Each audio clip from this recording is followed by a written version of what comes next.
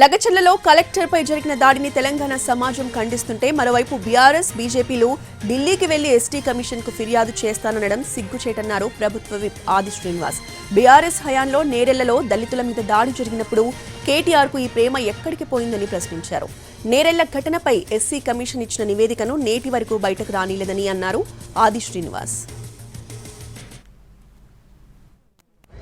ఎస్సీలపై జరిగినటువంటి దాడి ఆనాడు బీఆర్ఎస్ ప్రభుత్వ హయాంలో కేటీఆర్ గారు మీ నియోజకవర్గంలో ఈరోజు హరిజనుల పైన ఈరోజు ఎస్సీ ఎస్టీల పైన అంత ప్రేమ ఒలగబోస్తున్నారే.